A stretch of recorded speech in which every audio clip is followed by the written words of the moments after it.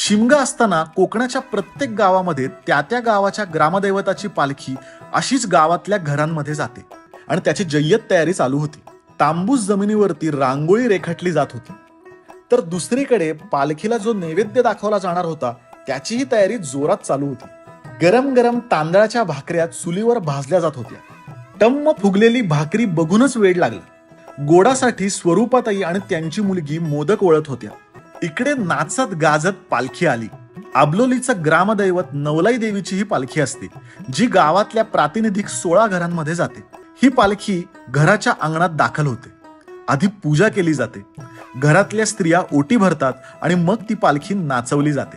प्रत्येक जण आळीपाळीने पालखी खांद्यावर घेऊन नाचवतो. पालखीचे भुई ही पालखी अशीच एका दिवशी 16 घरांमध्ये नाचवणार होते. पिढ्यानपिढ्या हे चालत आलेलं आहे आणि तितक्याच उत्साहाने दरवर्षी साजरं होतं. खरंच गणपती आणि शिमगा साजरा करावा तर तो कोकणातच.